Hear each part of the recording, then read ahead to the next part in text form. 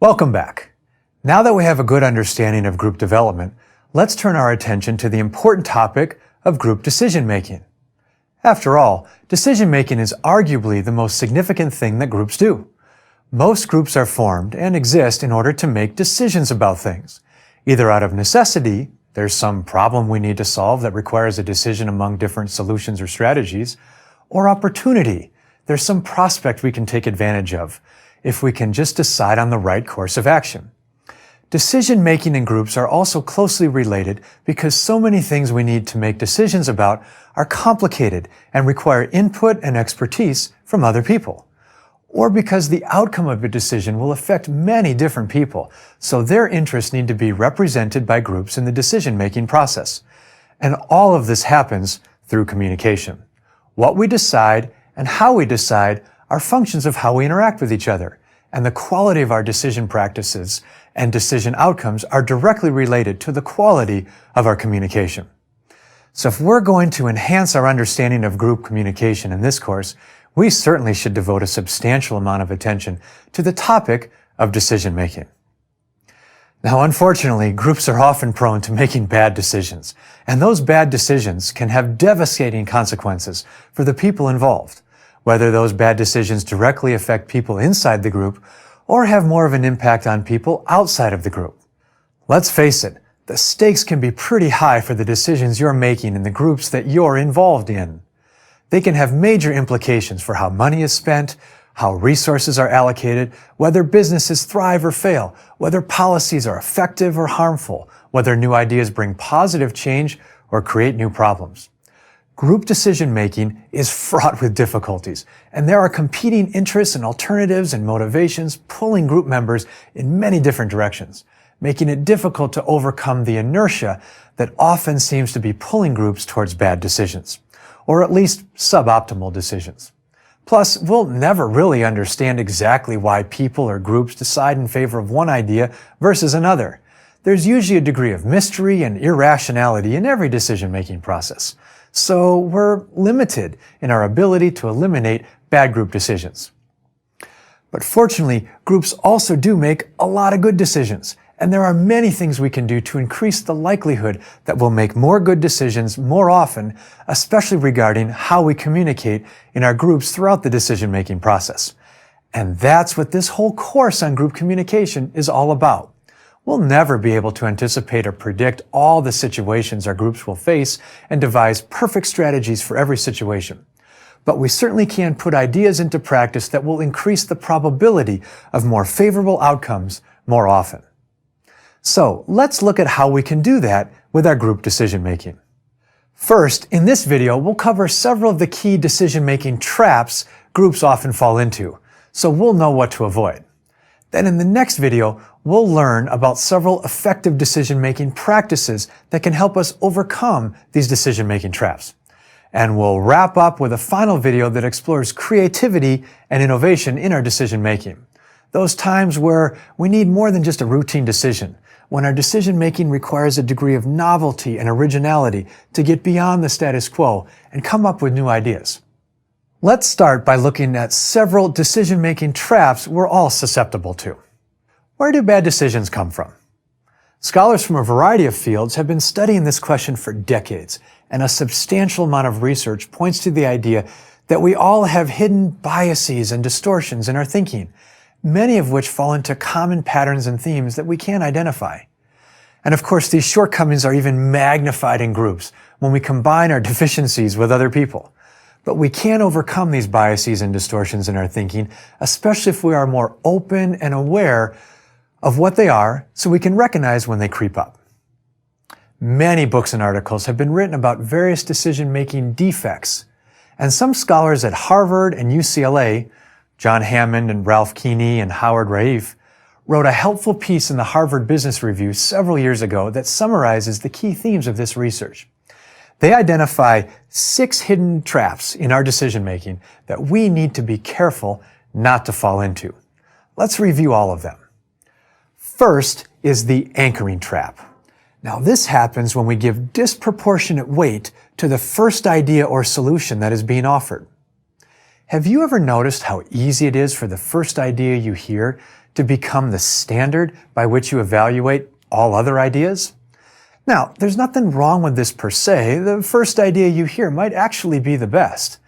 But the problem comes when we give unequal weight to this initial idea simply because it's first, not because of the merit of the idea itself. That's the anchoring trap. You get anchored too firmly to the first idea or solution you hear, and it can distort your thinking by preventing you from fully considering other ideas that come up later. Next is the status quo trap. The status quo is just the way things are, how you've always done it, the conventional wisdom. And it is so tempting to react to new problems and situations by simply deciding to respond the way we always have. Just do what we normally do. It's easier, it's familiar, and it lets us get on with other things. And sometimes this can be the right response, but it also can be a trap, because new problems usually require new solutions. We don't want to put new wine in old wineskins, as the saying goes. Now, don't get trapped by the status quo. Then we have the sunk cost trap. Sunk costs are all the expenses, time, money, energy, personnel, associated with an idea or solution or plan that we pursued initially, but then decided to stop. The costs are sunk. They can't be recovered. And once again, it can be so tempting to keep pursuing a bad idea or a bad plan simply because we already have so much invested in it. We have to make it work. But that's the trap. That's what keeps you locked into a bad decision. You know, there's an old Turkish proverb that says, no matter how far you've gone down the wrong road, turn around. Once you realize it's the wrong idea or the wrong plan or the wrong strategy, you have to turn around. No amount of further investment will make a bad idea work. You're just propping up a bad decision, making things worse, and probably delaying the inevitable. So, ignore sunk costs and turn around. Then we have the confirming evidence trap. Most problems require us to gather data or figures or evidence so we can make an informed decision. But this is tough. There's lots of information out there, and it can take a lot of time to do the necessary due diligence to make a wise decision. But in today's information landscape, it's very easy to find some website or book or study or video or news report that confirms what you already believe or want to be true. And that's the trap. Deciding that you already know what the answer or solution should be, so you only seek evidence that confirms your preconceptions, rather than gathering evidence to inform your understanding of the issues. Next, we have the framing trap. What we decide and how we decide is very dependent upon how issues are framed, the language we use to describe and explain various ideas. It makes a big difference whether a new incident is framed as a threat or an opportunity, as a favor or an obligation, as intentional or accidental. And these subtle changes in language can send our discussions off in very different directions and will greatly affect the decisions we make. Now, the trap is getting stuck in a particular framing of an issue and not being willing to consider other frames of reference. A narrow framing may trap us, preventing us from recognizing or considering valuable alternatives that could help us solve the problem at hand. And finally, we have the estimating or forecasting trap. Of course, none of us can predict the future, yet so many of our decisions are about future events and the future impacts of various plans or strategies. We simply have to make estimations and forecasts about the future. But the trap is when we get too locked into our original estimations and forecasts, unwilling to change when new information becomes available. So we have to hold our early estimations with an open hand, always seeking new information so we can confirm or adjust our forecasts if initial conditions change. So that's a brief overview of the dangerous hidden traps that can plague our decision-making. Let's draw a few conclusions. First, all of these traps together point towards two key themes: the quality of the information your group is working with and the perspectives people are taking in your group. So many bad decisions are related to bad information and limited perspectives. So if we want to improve the quality of our group decision-making, we have to make sure we're working with good information and that we're exploring issues from multiple perspectives. A second conclusion is that most of these decision-making traps are related. If you fall into one trap, it's often more likely that you're on the verge of falling into other traps as well.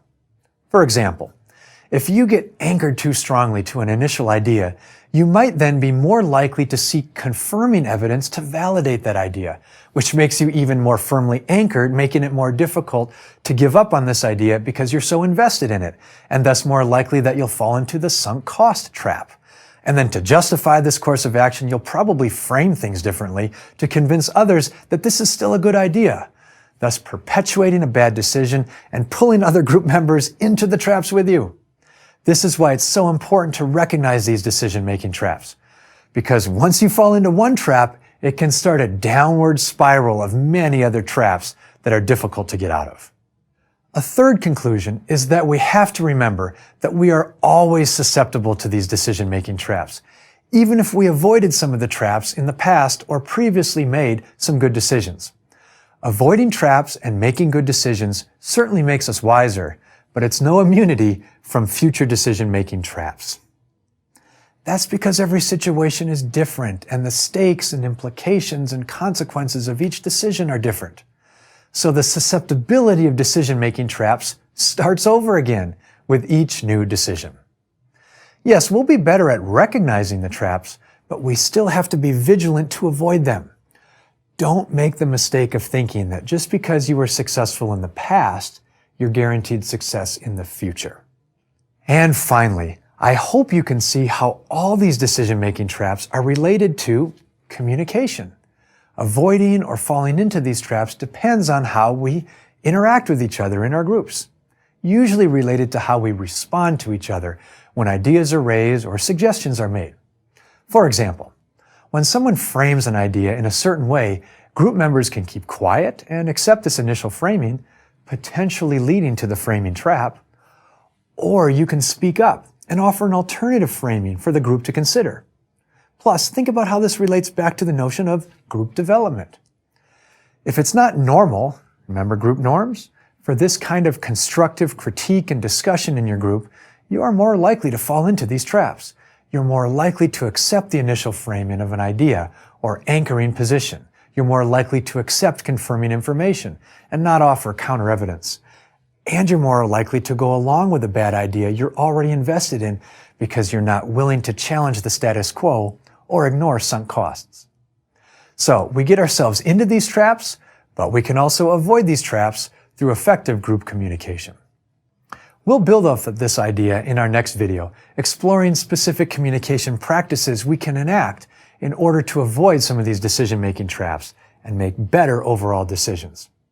After all, it's not enough just to know what to avoid, we also need to know what to do instead. And that's the focus of our next lesson. I'll see you then.